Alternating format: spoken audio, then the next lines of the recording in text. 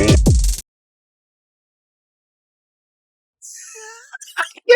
fucking do it. All right, go ahead. What's up, everybody, and welcome to Now Available, the internet's only streaming service podcast. I am one of your hosts, Adam Howard, and with me, as always, the man who looks like he knows a lot about weed and craft coffee, Ricky Ettinger. I do know quite a bit about coffee, and I do know a little bit about marijuana. What I don't know a lot about is like how to make everything work properly. Because I had this great thing, like, okay, I'm gonna play this music, and then I'm gonna make it work. I hit the fucking button too soon, so you can see me, and then you can see the music that's being played. Like, that's not what I was trying to do. Here we are. What's up?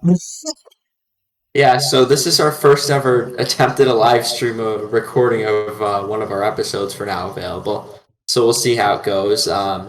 Generally, we go up podcast services every Friday.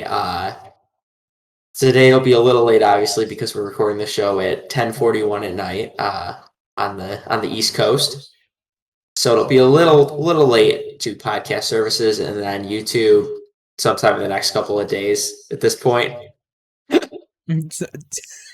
dude, I do love the idea of doing it live. Like, I think that's really fun, and like. Mm-hmm. I don't know. It like live streaming is always so interesting to me, but I've only done it a little bit. Right. And this definitely is going to be a interesting go at it, because like when we do it, when it's just like us, there's no pressure. Like, you can just kind of like, it's like relaxed. It's nice. But doing it live is like, oh man, what if I fuck up? What if I say something stupid? You know what I mean? Honestly, like. You probably feel it more because you're looking at OBS and the stream and everything like that. But I just have our Discord page where we record, and I'm just like, just how we record every week. Out of sight, out of mind. All right, I'm gonna keep it like that then. Oh, so here's my. I've been thinking about it. So, if you're a new listener or watcher or whatever, last week we had the legendary Nick Scarpino from Kinda Funny on. Like, huge shout out to him. Like, thanks, dude. Honestly, the coolest dude that we got to talk to. Yeah. But since then, I've been thinking, like, if you could have who would be one of your dream guests to have on this goofy little show? Because I've got two picks for mine. Oh God, I have to think about that now. All right, you think about it, and I'll tell you who my two picks are. My number one pick. For someone that I think is like actually obtainable, like someone that we could actually get a hold of, would be Ryan Haley of Funhouse. He's like he's a big movie guy over there. I feel like he's on a lot of their movie podcasts. He knows a lot about like just weird, obscure horror movies. So I think he would be really fun to talk to, and like he's just absolutely pure chaotic energy. Oh gosh. Like, he is just over the top. I think it'd be really cool to talk to him. Mm-hmm. So if Ryan Haley, if you're out there, come on the show. My absolute dream guest, and this is like, we've won the lottery. We have infinite money now. We can pay people to come on, right? Okay. If we could get Kevin Smith on the show, right, that would be the end-all, be-all. After that, I think I would just hang it up. Because how do you beat that? Also, Kevin Smith on again? Yeah, have him on a bunch of times. Just like, an influence to both of us. And, like, some of my earliest memories are watching, like, his films and being, like, just so into it. And, like, I don't know, it would just be really... He seems like a cool, down-to-earth dude. I don't know. I think it would be really cool if I could talk to him, even for like 5 minutes. Yeah, I had to think about it for a second, and then like right before you said it, I'm like, probably Kevin Smith, if I had to say it. Kevin Smith would probably be the coolest person to sit down with and shoot the shit and talk about his movies and whatnot. So, for sure. One of the things, like, because on top of having Nick on the show and talking to him and being like, being able to ask him all these like behind the scenes questions, one of the reasons I was thinking of Kevin Smith so much is I had just watched Mallrats, and if you haven't seen Mallrats, there's this one scene where this dude is staring at one of these like magic eye like images where it's like all distorted, or it's like like a pattern. You're supposed to be able to see a hidden image. And in the movie, they're like, "Oh, it's a sailboat. Oh, it's a schooner, or whatever the hell it is. It's a sailboat." For the longest fucking time, and I'm not like, up until this last time I watched it, I did not see that stupid fucking image. I did not see a sailboat in there at all. And I was like, when I was younger, I would just be like, "Oh yeah, there's a sailboat. Like, it's right there." Da da da da. So there's two things that happens. One, I can't see it anyways because I have astigmatism, and because so that like fucks with your brain, so you can't like see the image. Two, it's not even a fucking sailboat in that picture. In that picture, it's like these different shapes. Because I went on YouTube, and there's like a guy who overlapped the images, and then he like slightly pulled them apart, and then you can see what the image is like what it's like hidden. Okay. And it wasn't a fucking sailboat this entire time. I've watched that movie for 20 years, and there was never a sailboat to begin with. So I was pissed. So it's like, man, if I could just be like, "Listen, you've been fucking with my brain for so long for no reason." But I would like to know if there was any other like weird little things that he did like that. Yeah, for my like watching Kevin Smith movies, that's the only thing like that in them that I can think of. It's such Dude, I bet there's a bunch of little tiny like misdirections in his movies, because he's got so many movies too, and they're all kind of connected. Sure. Yeah, it's for the Views universe and everything. Yeah, it's sure connected, and like all the little hints and everything that are sprinkled throughout. I'm sure there's tons and tons of them. Because I didn't realize it until the last time I was watching Chasing Amy that the where Banky like can't turn his head the certain distance is because of Michael Rooker's character from Mallrats. It wasn't until like the last time I watched Chasing Amy that I realized that. Oh, I didn't know that until right now.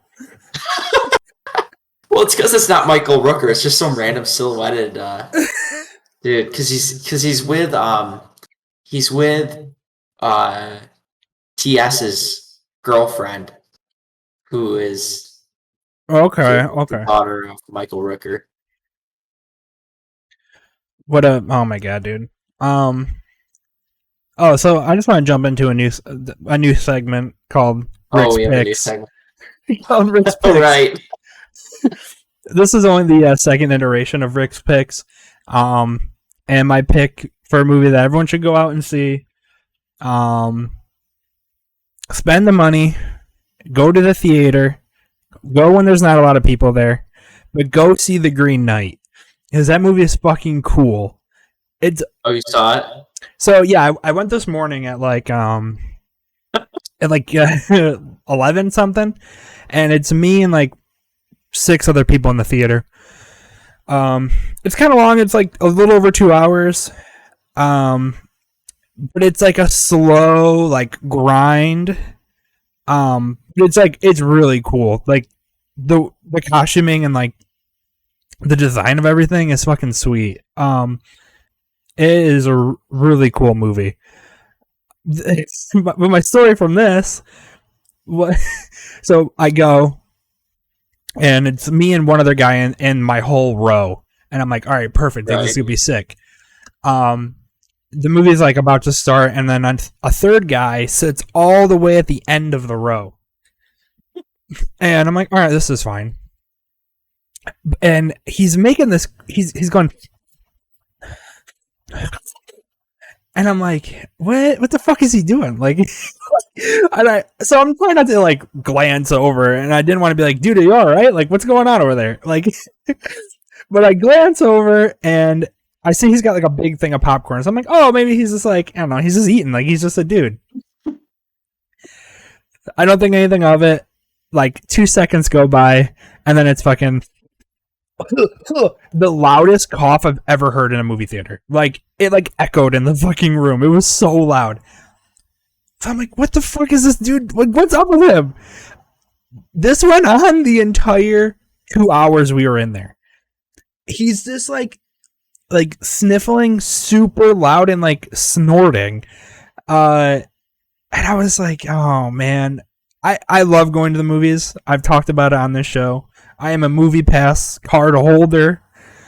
But it takes you out of it when there's like not like a rude person, but like someone that's being distracting. It takes you right out. So go see The Green Knight when there's nobody else there. But apparently not at 11 o'clock anymore. I thought I was going to be safe. I'm like, okay, it's Friday. It's early in the morning. I only had to pay like $7 for my ticket. I'm like, everyone's at work. This is going to be great. And I got stuck with this dude.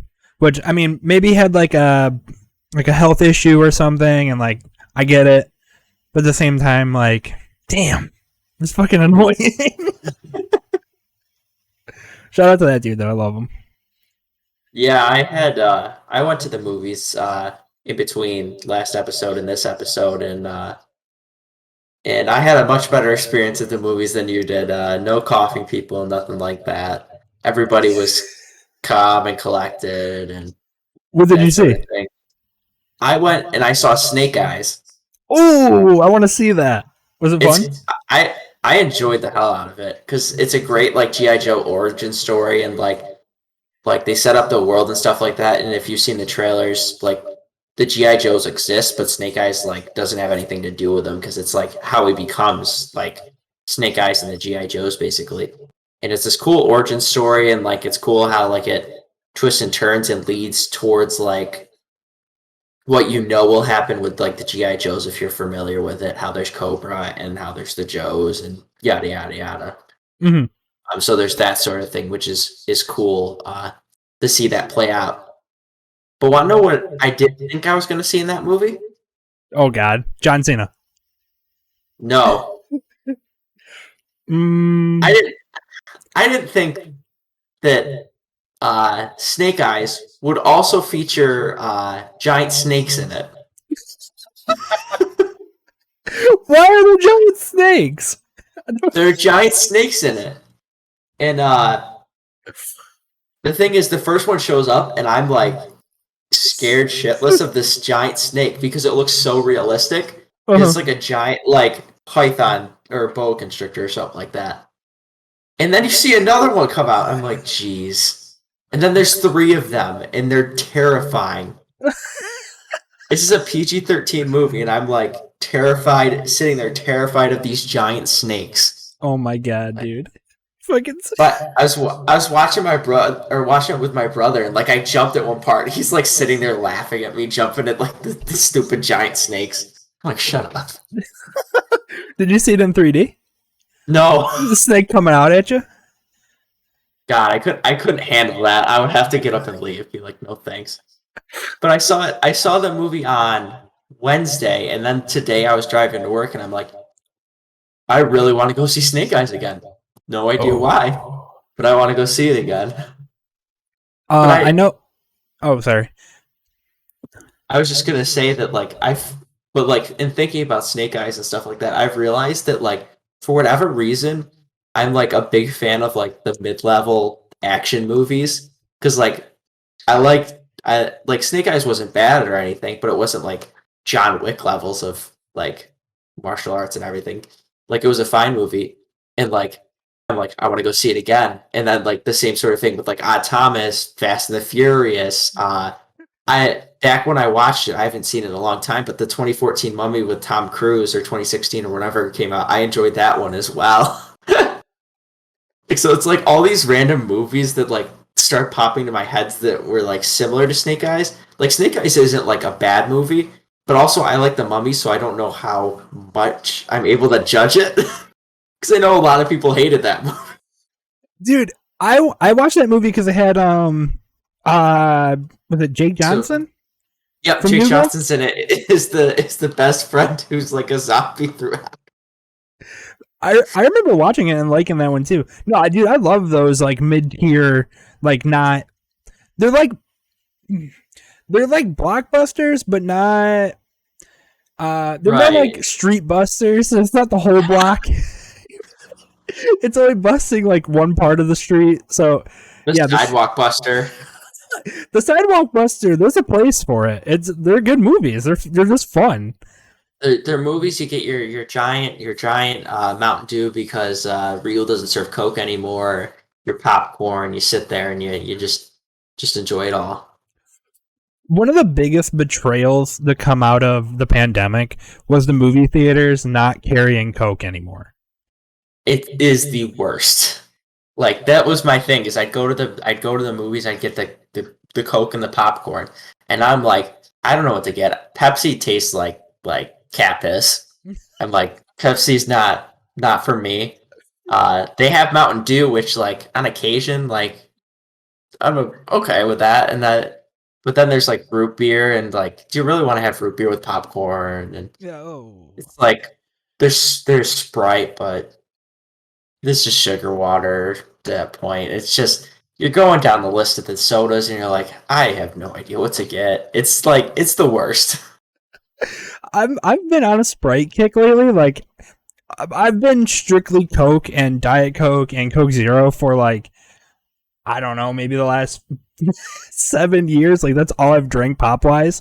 But like lately I've been on the Sprite and like it's good. But you're right. I can't imagine going to the movies and being like, yeah, can I get a Sprite? Like, what the fuck? My thing was I would always get the Coke Zero or a Diet Coke and Junior Mints. Mm. And those were like my two things. But the Junior Mints always like melted toward the bottom. So when you put your hand in there, like you get like halfway through the box, so the second half of it is just melted all together. It's one slimy giant piece of Junior Mint. So I had to back off of those. At that point, it's the Senior Mint. Yeah, it's the Big Mint at that point. Big Mint. What else? Did you watch anything else this week? I'm trying to think. I started watching Good Time on Netflix with Ooh, Robert yeah. Pattinson. I'm about halfway through that at this point because like I've been watching it sporadically, and it's pretty good. I'm enjoying it. But honestly, like people really love the Safdie brothers and are like crazy about them. But like their movies, I watch them. I'm like, these are like well put together movies that I just don't vibe with them the same way like people go crazy for them. They're very stressful. Like it's Good Time or Good Times. I think it's a good time. Good Time. It's the same thing with Uncut Gems, where that dude just gets into like shitty situation after shitty situation, and you want them to succeed, and you want them to like make the right choice, and they time after time they choose wrong. So it's Right. just, like it just gets you. I don't know. It gets you. That one I like that one, but I liked Uncut Gems better. Yeah, like with both of them, I've like, yes, there's tension here, but like I don't feel it like the same way that everybody else does, where I'm like, it'll happen. It's just this. I don't know. That's just me, I guess. Just ain't for you, huh? I mean, I enjoy the movies. I'm not the same way where everybody thinks like, oh, like I was on the edge of my seat, I was tense the whole time, my fists were like balled up and everything. I'm like, I just don't feel the same way. I think they're well done movies, and I'm enjoying Robert Pattinson's performance and everything like that. And like I really enjoyed Adam Sandler's performance in Uncut Gems, but I'm just like, these are fine films. They're just not kind of my cup of tea. But it's not to say they're bad films by any stretch of the imagination. It's just I'm like, okay. Dude, when we went and saw Uncut Gems, I had like no idea what it was about. So my buddy was just like, "Oh, we need to go see this movie, whatever." So we go, and I remember leaving, and my stomach hurt. I was just like, because I was just like, oh my god, like don't do it, and then of course they do it, and it's just that feeling over and over and over, and it just, I don't know, that one hit me hard. Where I was like, oh, I need to like lay down or something. Like my stomach hurts so bad. Yeah, that's the thing. I think I would enjoy the movies more, but like I hear people talk about them like that, where like they have this physical like reaction to the films, and I just, for whatever reason, it doesn't hit me the same way. So I'm like not as hot as everybody else is. But it's not to say like that I hate the movies. It's just they don't hit me the same way for whatever reason. Yeah, that maybe when you watch the whole thing, maybe at the end it'll get you. Yeah, I mean it there are intense parts for sure, but I'm like, I'm like, yeah. I'm trying to think if there's anything else I watched, but I think it's been that. Obviously, the movie we watched today. I watched Pretty Woman. I saw it for the first time. So wow. Yeah, my fiance was interested in it, and I'm like, okay, and it was an enjoyable film. Mm-hmm. Yeah, that's a good one. I haven't watched that in years. Holy shit! It's on Peacock right now. That's how we watched it. Peacock. Because we were, the reason we like decided we wanted to watch it is because they had the new season of the Movies We Made Us, I think, on Netflix, and they have an episode on that, and we like started to play it, and then my fiance was like, "Why don't we just watch the actual movie? Because neither of us have seen it." I'm like, "Okay, makes sense. We should probably do that then." There's an episode on the new season of that show that I wanted to watch, but I can't. I think it was Back to the Future, maybe. Yeah, they did Back to the Future. They did. I'm trying to think of what other ones they did. It's Back to the Future, Pretty Woman. I can't remember if Jurassic Park was first or second season. They did Die Hard, but I can't remember which season that was in. Yeah, I don't remember all of them, unfortunately. I think Jurassic Park was the new season. And then there's a fourth episode for the new season, which I don't remember. Because Dirty Dancing was the first season, I believe. Ooh. I should watch that. I used to love that movie. Holy shit. Dirty Dancing. Me and my fiance just watched that episode last night. It's a phenomenal episode, and it's crazy, like how like it plays out and the film's made and everything like that. So for what I've watched this week, oh boy. I sat and watched this guy cough for 2 hours. I watched the green guy cough for 2 hours. I watched. I started watching This Is the End. Probably my favorite comedy movie. But did not finish it, so I need to go back and finish it. For whatever reason, you said This Is the End, and I started thinking of the Will Forte show, Last Man on Earth. I don't know why. It's a little different than that. Yeah, honestly, it's probably because like I'm reaching the point of being tired because I've been up since probably 7:30 this morning, so I'm like the dots are like trying to connect, but they're not. Dude, so yeah, this morning before I went to the movies, I was gonna go to REI. It's like a camping store, and so I get up at 7, and I played hockey last night, so I didn't get home until like midnight-ish. I didn't fall asleep probably till like 1, 2. So I got like 5 hours to sleep maybe. So I wake up, I'm like, all right, I'm fucking feeling tired, and I hit snooze on my alarm. I fell back asleep. Woke up at like 9 something. I was like, all right, I'm gonna get up. Hit the button again. Fell back asleep until like 11, and then I was like, holy shit, I gotta go. Like I gotta get up and take a shower because the movie is at whatever time. So I'm feeling it. Yeah. Someday we won't have to deal with this when we're professional podcasters. Someday when we're professionals, you guys can forget about it.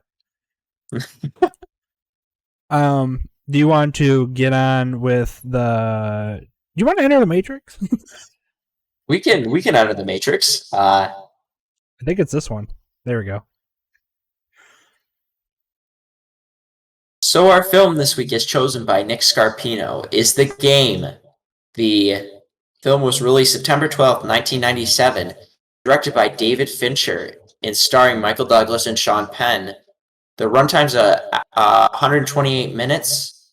The budget was $70 million, and the box office was $109.4 million. 70 million? Yeah, I'm kind of curious as to where the budget went for this movie. They just drove around. Here's where they probably spent that money on all those tuxedos and shit in the very last scene at the birthday party. Yeah, because they bought the tuxedos, they didn't rent them, so the prices skyrocketed. Yeah, there was that, and then they probably did they had to do the cab take so many times that they just kept buying cab after cab after cab. If you go to that spot in the river, there's 100 cabs down there.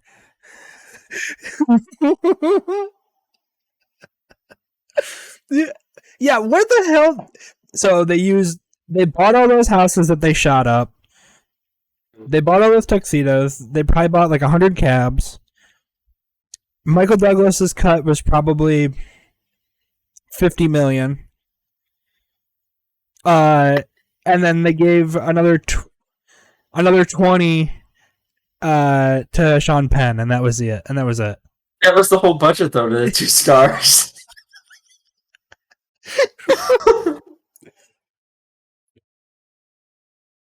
Yeah, I don't know what they did with that money. Yeah, I have no idea. Thinking about the budget, I'm like, it doesn't make a lot of sense. I mean, I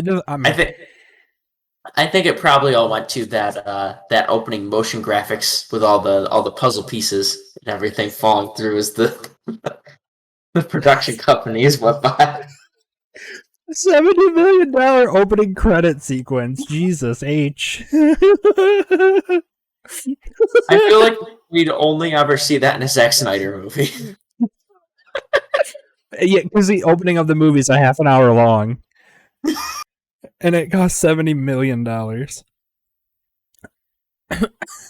gosh. All right, let's get into the good. All right. Okay, the good. The good. For me, the good about the movie, what I liked about it, I thought the concept was really cool. I thought like the whole idea of you go to a company and you give them X amount of money, or you gotta take some weird, goofy, like Men in Black style tests, and they're like, all right, we'll see if we can do something for you. And then what I liked about when they did in the movie, how they told him that he had been rejected, because that immediately sets like, oh, are they fucking with him? Are they fucking with like me, like the viewer? Like, what's really going on? So I really enjoyed that. Mm-hmm. What's something you enjoyed? I'm definitely right there with you with all the twists and turns and stuff like that, especially towards the end. I was like, because they kept doing like the fake out after fake out after fake out. Mm-hmm. Because they had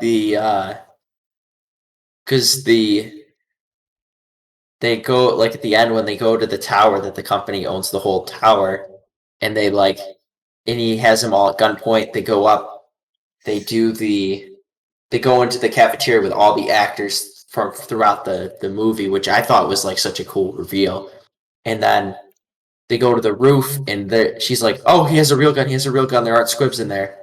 And then like he shoots his brother, and then he's losing his mind, and then he jumps off the building, and then but there's the pad there, and his brother's fine and everything, and like all the fake outs that happen, like because I kept for whatever reason I kept buying into them all, where I'm like, he killed his brother, and that sort of thing. Like I kept for whatever reason I just kept buying into all of them. I'm like, oh. Dude, I am 100% with you.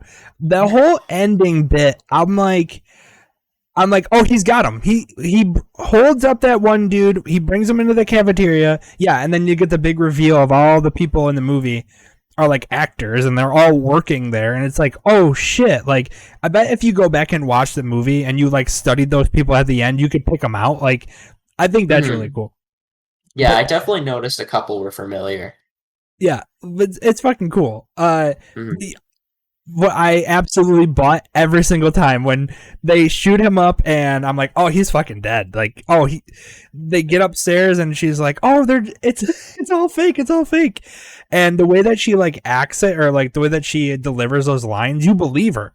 And then, but then you think like, or at least I thought like, oh, she's doing it to buy time. Like the cops or whoever is on the other side of the wall, and they're cutting through it. And the whole time she's like, "Oh, it's your brother. It's your brother. They're here for your birthday party or whatever."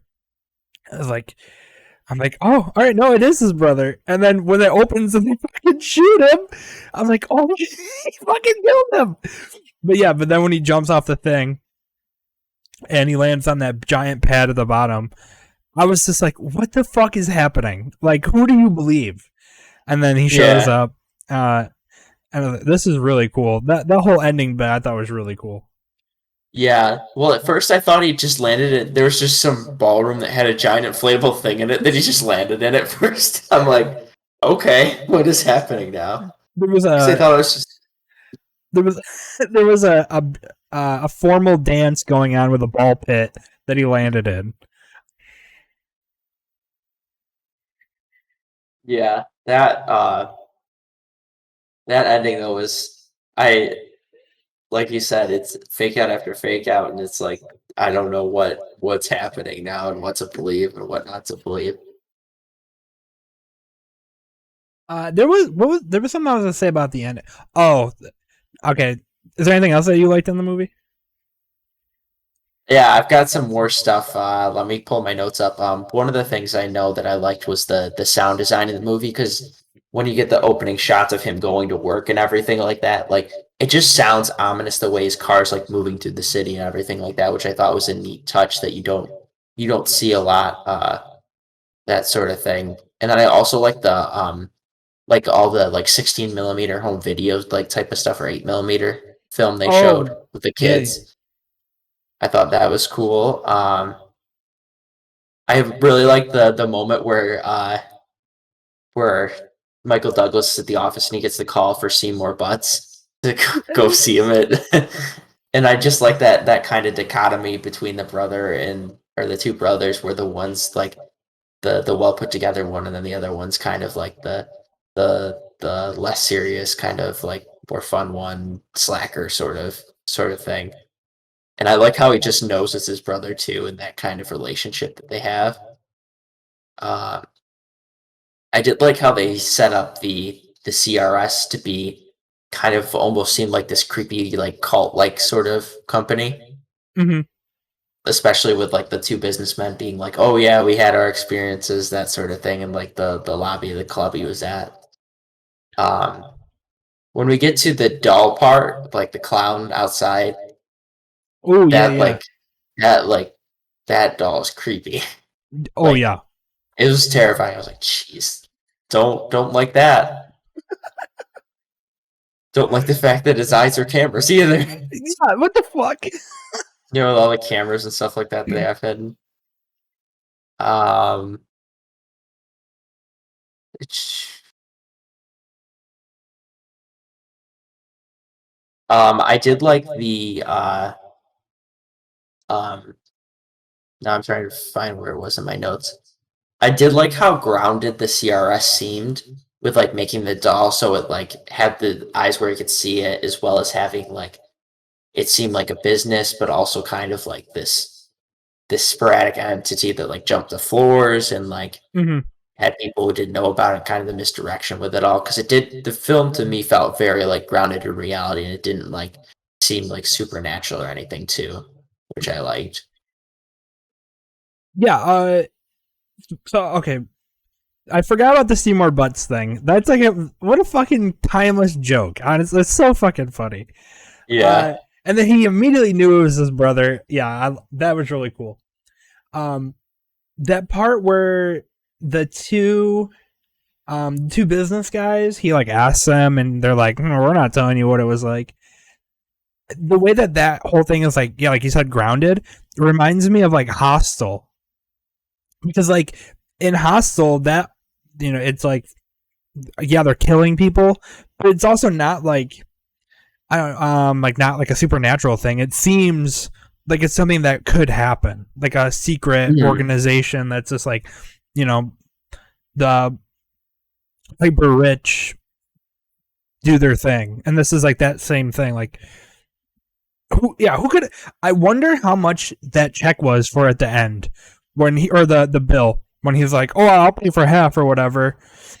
Like, I wonder how much could that whole elaborate fucking thing have cost? Probably like millions of dollars, you have to imagine, because it probably costs like as much as a motion picture is to make, because Yeah. it's like a live action or like a live real time play sort of thing. And Which is they crazy dropped to him off think in about. Mexico too. So Yeah. they had to drag his ass all the way out there and drug him And do have all the special effects and everything. all the special effects, all the props, like when they're in that when he's in that girl's house and she has like all the fake books. Yeah, I thought that was cool. That was really cool. Yeah, I'm gonna do that with these books behind me. I'm gonna cut them in half and make them all fake books. Like, that was, I don't know, that was cool. But yeah, I wonder how much that bill was. Yeah, I'd be curious to see. And then I also like the fight scene on the stairs where they were. It was at the point where they were at their house and they're being chased like down the stairs and through like the back alley and everything. Oh yeah. As well as like with the fight on between Sean Penn and Michael Douglas characters as they're going down the stairs and chasing them and that sort of thing. How it kind of like visually shows like the descent into madness like Michael Douglas characters having, which I thought was cool. Yeah, that was cool. And then the other thing I noticed is I don't know if how it plays out for the rest of the movie, but I noticed one of the cards they show him while they're giving him the test is the car going over the bridge, and that's where he's like, "Whoops," and like that happens to him. And I wonder how many of the cards actually like correlate to different plot points in the movie. Because I saw that and I was like, oh, that's for like the card from earlier, but I didn't go back and check to see like what else ties in. And yeah, my other thing was, or my last thing in my notes was what we already covered, where it was like the fake out after fake out endings, stuff like that was really cool. Yeah, I wonder how many of those cards. I bet it's like all of them. Probably, yeah. Yeah. I just don't remember what was on them. Yeah, I can't remember what I can't remember what any of them were. Besides that car one, because he goes, because every time we were watching all those Fast and the Furious movies, my friend Nick and I, we were watching them, and every time somebody would crash or something, we would say, "Bitches be like oopsie." So every time they would smash into each other, I'd be like oopsies, and so that's why the car going off the bridge, him saying "oops," like stuck out so prominent in my mind because of that stupid fucking joke. So I wonder how many other ones there are. Yeah, I'd be curious to go back and check that out for sure. All right, let's get into the bad. Okay, Ricky, you seemed rather eager. Well, no, I'm not eager. I think I have like 2 major issues with it. Okay. Well, the third one could be, well, okay, let me get to it. My first issue with the movie is Michael Douglas's character is just like a fucking piece of garbage. Like, he's just such an asshole. Which I didn't really, I mean, okay, so it makes sense for like the whole movie, like, oh, this big thing is gonna like turn him around. He's gonna be like a changed man or whatever. So I get that. But he's just such a fucking douchebag. Like, he's just such an ass to everybody. And so I didn't really like him all that much. Like, in the beginning, I didn't really care, like, what if something bad was going to happen to him, because I was kind of like, you're just rude. Like, you kind of deserve it. So that's, like, my most prominent issue with it. And I think my second one would be a lot of the scenes are, like, really dark. I don't know if that was maybe my TV or something, but it just seemed like there were scenes that were super dark. Like a lot of that when they're coming out of that house and they're like running around, I couldn't really see anything. Or like when they're driving around, like, or he's in his own house even. Like it just seemed really dark. Yeah, I personally didn't have that issue. I didn't notice like it being too dark or anything like that, but I don't know what the case is because I know like with the outdoor shots and stuff like that, they're kind of going for the neo noir feel and mhm. Yeah, so that that sort might of just thing. be my issue. That might just be my TV. Like maybe I need to change some settings or something. So that's really not a knock against the movie. Hmm. But him being such a fucker is like his character Yeah, sucks. yeah, he's not a good character, which honestly for like honestly like you said the movie to work that has to be the case because but for me it didn't bother me as much because I was more so just along for the ride to kind of curious to see what happens next was the at least for me kind of the big thing. Okay. Yeah, I think it was once you like in the beginning I was so just like, man, this guy sucks. But then as it Hmm. kind of goes on, you're kind of like, oh, I kind of want to see how it works. Yeah, I'm more along for the ride. Like once you get to like the middle of the movie. Right, right, absolutely. Um, yeah, those are like my only two issues. And then My what? um what I was gonna say is like my thing with the movie is like looking at the ending, I'm not sure exactly what the whole jumping thing was supposed to show them, as well as kind of why they led with the airport scene, or like she's going to the airport at the end of the movie. Because I assume it might have been to like set up a sequel or show the game still possibly going, but Hmm. I'm not sure what exactly he that Nick was supposed to learn from like jumping off the building and stuff like that, and kind of being or doing the same things like his dad did.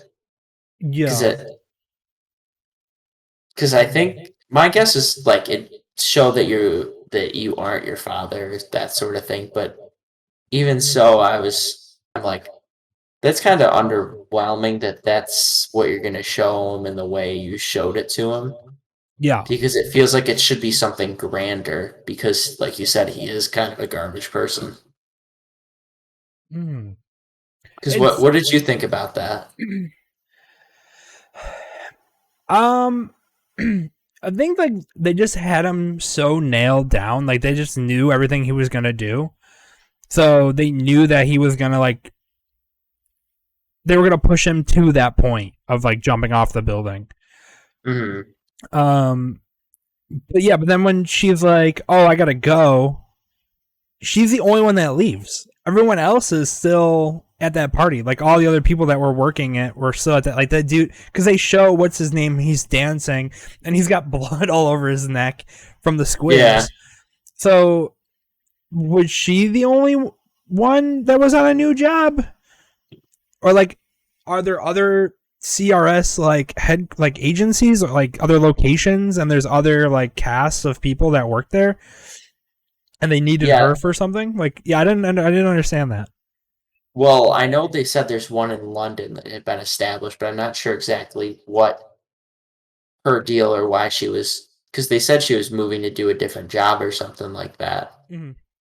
But I wonder if it's because they were because I'm not sure if it's they're trying to insinuate that the game was still happening or that sort of thing. Because I thought it was a weird place to end it like that with her leaving and him being like, "Want to get a drink" or whatever he says at the end. Yeah, he's like, you want to go get dinner or something. Yeah, it Hmm. was. It is a very weird way, like weird place to end it. Um. Yeah, especially when you have something like you're trying to be impactful with being like you're not your father. Mhm. You jumped, but you did it because of the consequences you cause, or it's a consequence. You're doing it as a self consequence to your actions. Where like your father was kind of a freak thing out of nowhere. Okay. So I guess talking through it, it's supposed to show that he does not have the same issues as his father, and it's only if he were to be pushed to a certain point that he would do what his father did. Maybe that's at least kind of what I'm getting. That what they were trying to show him, anyways. I don't know if that makes sense. Yeah, kind of like he can change. It's Yeah, like the ghost of Christmas whatever. You know what I mean? Like yeah, yeah, like they're showing him like it doesn't have to be like this. You can be a better person. Like you can fix these relationships that you fucked up along the way. Like, yeah, you're not your dad. You don't have to do what he did. yeah. That's honestly my best guess as to what they were trying to show him. But even then, I'm like, I guess that kind of makes sense, but I'm still not like 100% sold on it. Yeah, I'm not sold on it either. So this week I do have 3 letterbox reviews for The Ugly. Yeah, I'm so mad after we got off the show because we had the ugly for the other episode and we didn't. Excuse me, we didn't bring it up Yeah, because we kind of just got down the question rabbit hole and it got to be so long that we were kind of both like at the end like, okay, we're gonna let Nick go because yeah, you've been here forever. dude. Yeah, and I was like, I don't know how long he has, and I don't want to keep him away from whatever it is that he's doing. Yeah. All right, so let me just read these off to you. Okay. All right, so this week, number 1 from user Shreddy Kruger gives it a half a star and says worst birthday present ever? Question mark. Yeah, I don't know. His brother went to some great lengths for this birthday present, and it cost him an arm and a leg, a small fortune. I don't. What do you think? Do you think this is the worst birthday present ever? I mean, I think in the short term, yes, but I think in the long term, it'll have better effects than like most of the other stuff you get him. Especially with a guy like this where he has everything. Yeah. What do you It's get the supposed- guy who has everything? Yeah, you get him an experience, which is what the movie's all about. You give him the experience of a lifetime. All right, let's go to. You have him think he's gonna kill himself. Oh, that comes in that comes up in one of these reviews. Oh, So user Holly gives it 1 star and says, "I don't get it." I'm gonna disagree. This one cracked me up because it's just I don't get it. That's all it is. I don't get it. I don't know. Well, it's up to you. You, Holly, you can make whatever the hell up. You can make it be whatever you want it to be. All right, and then the third and final review comes from user Danielle J, who gives it 1 star and says, "Man attempts suicide and then attends his birthday party because pushing him to suicide was apparently his birthday gift? Question mark. Next year, just get him a card, bro." Yeah, that one. This one, I was like, okay, that kind of sums it up. But is getting him a birthday card gonna have the same effect? I think we can all say no to that. Yeah. And that's it for The Ugly for this week. Thank you, Letterboxd. Is it Letterbox or Letterboxed with a D? I think it's Letterboxd because I thought it was Letterbox, and then I searched it last week, and it was Letterboxd with a D. I think. I use it. I have the fucking app on my phone, but for whatever reason, I just keep saying it wrong. Whatever. It's Letterboxd to me from now on. All right. You want to get in? So I have the all-time ranking. Okay. If you want to do the other 2 for the hit list, and then I can just bring up the third one. Yeah. Let me just make sure I have the lists up for. Yeah, so you can read them off or whatever. Yeah, so I can read them off because I don't have it memorized. Let's see. Get this I out of think the I way. put it in here. I'm sure this is very exciting for all the listeners at home. Yeah, this is the most exciting part of the show. If you're watching this on Twitch or YouTube or whatever, this The hit list thing coming up and down is so fucking funny to me. It looks hilarious. I don't know, Adam. I don't know if you've seen it, but it's just a little Just Cuba it's coming up and I pulled up the Twitch stream. It's pretty funny. It's so funny to me. All right, I'll stop.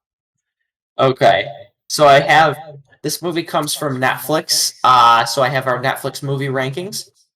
At number 4, we have The Runner. Number 3, Mile 22. Number 2, Taxi Driver. And number 1, Basic Instinct. Ricky, what do you think? What's number 2? Number 2 is Taxi Driver. I'd put this under Taxi Driver. You put it under Taxi Driver. At number 3. Interesting. Because I was thinking it might be above Basic Instinct because I think the concept is more unique than Basic Instinct. Ooh, another two Michael Douglas classics going head to head. Yeah, I think the more classic movie is still Basic Instinct, but I think it's just more well known at this point, and that's really what made him and Sharon Stone like really big stars. Ooh, above Basic Instinct? I don't know if I could put it. I like Basic Instinct more. You like Basic Instinct more? Yeah, and I've definitely watched it way more. So maybe is this one of those things where like because you're more familiar with it, you like it more just by default? I mean, probably. But I mean, oh, there goes my light. There we go. I'd say that might be the case. I honestly, I've only seen Basic Instinct once, and I slightly remember it. It was like the neo-noir, trying to figure out who the killer is, yada yada yada. Which is kind of like at this point, it's a pretty well run through genre. Where it still goes for like the neo-noir aspect of it, but it's based around like trying to determine what's real and what's not, what's part of the game and what's reality and that sort of thing. Yeah. Because I think it's more creative in that sense because it is something different. But is it a better film than Basic Instinct? I'm not sure. Yeah, it's where it gets tough, man. I don't know. So you want to put it at number 1? I was thinking number 1, but I don't. I'm honestly not sold on where it goes. And I wanted to put it at number 3. Could we put it at number 2? Call it even. I say we put it at number 2 and call it even. Number 2. Okay, we'll put that into the rankings then. Number 2 is The Game. I don't remember what the movie is called. It's called The Birthday Present. So for Netflix, we have number 5, The Runner, number 4, Mile 22, number 3, Taxi Driver, number 2, The Game, and number 1, Basic Instinct. That brings us into our best movies of 2021 list. At number 10, The Hills Have Eyes 2 remake. Number 9, Shoulder Arms. Number 8, Mile 22. Number 7, High Rise. Number 6, Flubber. Number 5, Hercules. Number 4, R. Thomas. Number 3, Wonder Woman 1984. Number 1, Tenet. Ricky, where do you think this one goes? Damn. I think I would put this one above High Rise. Of High Rise. So that would be at number 7. It'd be above High Rise, below Flubber. Yeah, I think that's a good spot because would I watch it again? Yes, but I've watched Flubber again several times, so it's hard to be like, I would watch it more than Flubber when I have watched Flubber multiple times since we've done that episode. Because I was thinking putting it number 5, below Odd Thomas and above Hercules. Oh, that's kind of where I had it placed at. But I could see I could see it really going anywhere in that kind of middle tier. Yeah, in that middle area, it could go anywhere. Below Mhm. Odd Thomas, you said? Yeah, that's what I was thinking. I did like Odd Thomas more.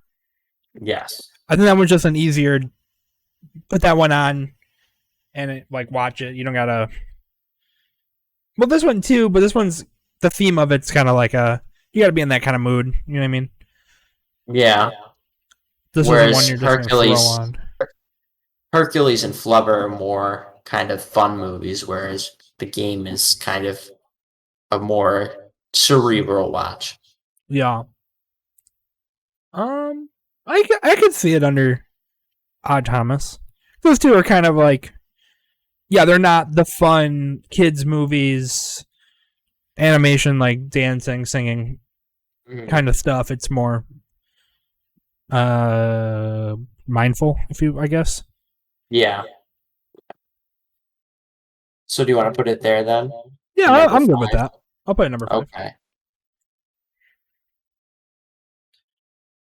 So that puts our 2021 movie list at number 11, The Hills Have Eyes 2 remake. Number 10, Shoulder Arms. Number 9, Mile 22. Number 8, High Rise. Number 7, Flubber. Number 6, Hercules. Number 5, The Game. Number 4, Odd Thomas. Number 3, Wonder Woman 1984. Number 2, Basic Instinct. And number 1, Tenet.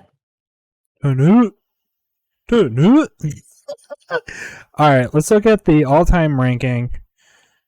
Get rid of those. All right, so really everything has stayed the exact same, except we put Punchline at number 1. Okay. Should I run through the rankings for everybody? Yeah, you can go through them all if you want. Okay, number 21, The Hills Have Eyes 2 remake. Number 20, Catherine Upside Down. Number 19, Shoulder Arms. Number 18, The Runner. Number 17, Mile 22. Number 16, Conan the Barbarian. Number 15, White Mile. Number 14, High Rise. Number 13, Taxi Driver. Number 12, Prince of Persia. Number 11, Flubber. Number 10, Scoop.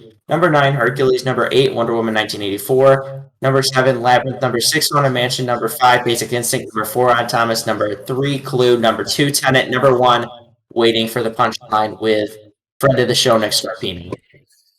Friend of the show, baby. We can now say that. I'm thinking I think this would be a good place to kind of break up the tiers of them. You know how there's when you're looking at this list, it goes like Taxi Driver, and then there's a steep drop off, and then High Rise, and then the rest of those movies are bad. Yeah. And then there's I don't know, the drop off from the God tier movies of Punchline and Tenet and Clue. That might be Labyrinth, and then the drop off, and then the middle tier is Wonder Woman, Hercules, Scoob, Flubber. Prince of Persia, and then Taxi Driver, and then it's another drop off. So I think this belongs maybe in between 85 and Hercules, or it's between 8 and 9, maybe. It's somewhere in that. I was thinking between 7 and 8, so it'd go at number 8. This is exactly what I'm thinking. Yeah, in that middle area somewhere. So I'd say it's probably better than Wonder Woman 1984, but I think Labyrinth is better than it. Is it 84? I have it on here as 85. It is in fact 84. Don't worry, you guys. I've seen the movie. Yeah, I'm cool with putting it there then. I'm above 1985. So the new number 8. Okay, the new number 8. Perfect. I'll have to update this when we get off of here. Yeah, absolutely. So now we will go to. Are we good for me to share the screen for the wheel spin? Or am I just going to read it off? I got the wheel spin set up already. Okay. But you don't even got to share it because I'm gonna share. I'm gonna hit this button and it should work flawlessly, and it did. That's what's up. Okay, Is it Hulu, spinning the wheel? Oh, you got it. Nice. got it. All right, so we're looking at movies, all genres, all scores. We're gonna do 3. If this is your first time watching or listening or whatever, we go to the wheel of fate. We spin the wheel 3 times, and then we pick from those 3 We which one enter we're gonna the watch. Thunderdome. This is the Thunderdome. This is the Battle Royale. This is the Rollerball Arena. So let's see what we get. Spin number 1. Mostly Ghostly 3. One Night in Doom House. What is that? Okay. Okay. 2016. It's got a 4.8 out of 10. Hour and a half. Fantasy horror. Just one enchanted jewel stands between Earth and an army of evil spirits led by the devious ghoul Fears with ... Danny Trejo is in this movie. No shit. R.L. Stein's Mostly Ghostly, One Night in Doom House. Mostly Ghostly 3. Okay. Yeah. Let's spin it again. We get Second Act. Comedy drama from 2018. That looks like J-Lo from this. Oh, I vaguely remember that movie. Maya, a 40-year-old woman struggling with frustrations from unfulfilled dreams. Maya, a 40-year-old woman. Until that is, she gets the chance to prove to ... All right, well, here we go, boy. Spin number 3. Come on, big money. Take Shelter, 2011 thriller drama. Plagued by a series of apocalyptic visions, a young husband and father question whether to shelter his family from a ... Ooh. Ooh, these are going to be tough. This one actually has like a really good cast in it. This one does? Take Shelter has Michael Shannon, Jessica Chastain. Who else does it have? I don't know anybody else in the cast. I think. Who else is in it? I don't know. I didn't notice anybody else that I knew. All right. Well, okay. So my pick are, of course, Take Shelter and Second Act. You don't want Mostly Ghostly 3? If it was Mostly Ghostly 1, maybe. But I can't jump right into the third one. We'll just have to. We'll have to put a pin in Mostly Ghostly and bring it back for our Spooktacular this year. Oh yeah, for that, dude. Yes, you have to put Mostly Ghostly on the Spooktacular. Let me make a note of Mostly Ghostly for the Spooktacular. That was actually really fun. That was really cool that we did that. We're pretty smart. Yeah, so what are you thinking? What are your picks? What's your pick? I'm not sure because I'm trying to. There's Take Shelter, and then what was the middle one? Second Act. Second Act. I'm trying to find out information about Second Act. A big box store worker reinvents her life and her life story and shows Madison Avenue what street smarts can do.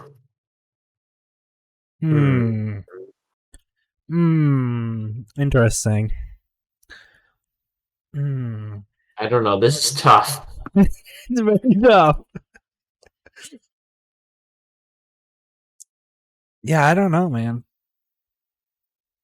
I think Take Shelter is probably going to end up being the better movie, but I don't know. All right. Oh, I mean, that's all we need. That's all we need. That's all we need. You being like that one might be better. Yeah. If you were like, you know what, I think this one's better. Okay, I like this title better. All right, perfect. That's what we're watching. And it's also Sony Classic Pictures film as well, so I imagine it. Oh, okay. Probably gonna be pretty good. And also, so we know, Mostly Ghostly 1 Who Let the Ghosts Out. All right, there we go. The top pick for the Spooktacular. All right, and so everyone knows next week we'll be watching Take Shelter on Hulu from 2011. Mm-hmm. So that's what we're watching. Everyone go watch it. Go get your Hulu subscriptions. Go Hulu borrow your Pop. Hulu up. Go borrow your buddy's login. I don't care.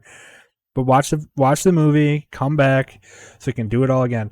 I would also like to throw my suggestion into the Spooktacular hat. Okay. For Fear Street, the first one, 1990, whatever. Because there are 3. Okay. But that first one is really cool. The second one is my favorite so far. I haven't watched the third one yet. That's what I've. They're cool. Actually, one of my friends from work, like, he's doing the same thing where he watched the first one yesterday, the first one 2 days ago, the second one yesterday, and was watching the third one today. And he said that the second one's the best one so far. Yeah, the second one's really cool.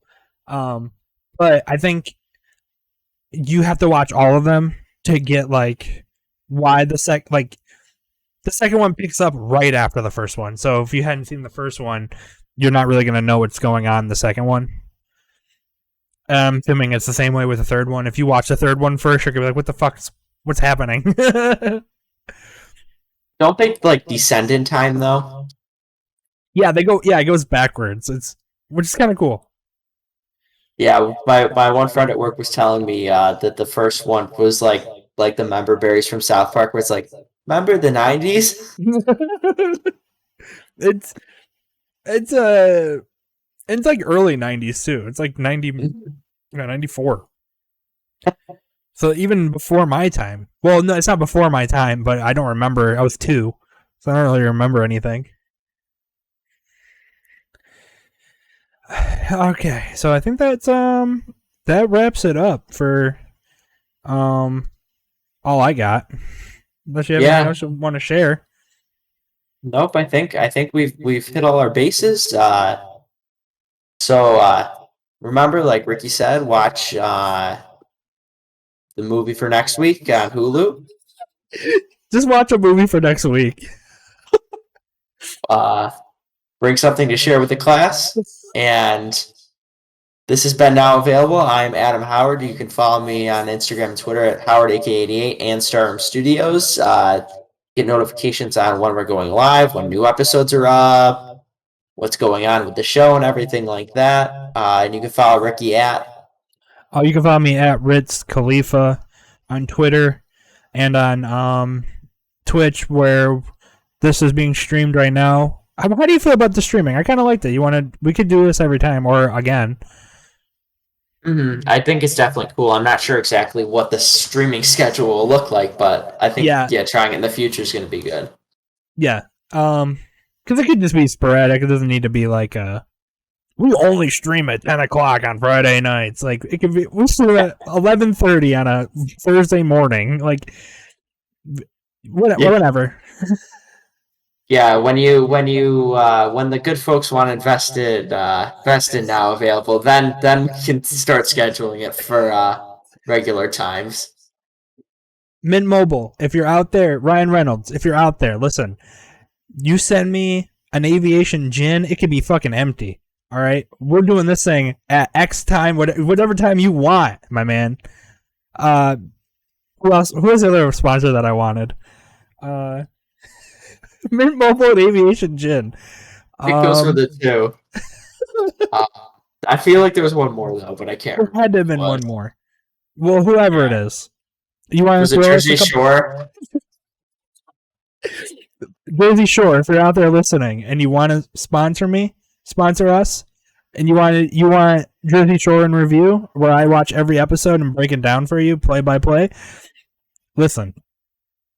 Just send me a couple bucks. Send me a shirt that says cabs are here, whatever the fuck it is. You got it. It's a wrap for me. Oh, also, if Ryan Haley's out there and you're listening, Or if you know him and you're texting him and saying, "Oh, dude, there's these two kids. They want you on the show." Hit me up at Ritz Khalifa on Twitter, please. So that's been now available for this week. Make sure you like, subscribe, share on your podcast services as well as YouTube, and tweet at us or Instagram at us, like I said before. And until next time, we'll see you next time. I gotta come up with a good ending catchphrase where I can use it every time. Because for a while I was just kind of using like quotes from the movies or something that I just normally say. If you want your catchphrase read at the end of the episode, send it to me in a tweet, and I'll pick the best one. Or send Ricky an empty aviation gin bottle. Or just send me something. Just as you drive by his house, toss it out the window of your car into the yard. He'll know what it means.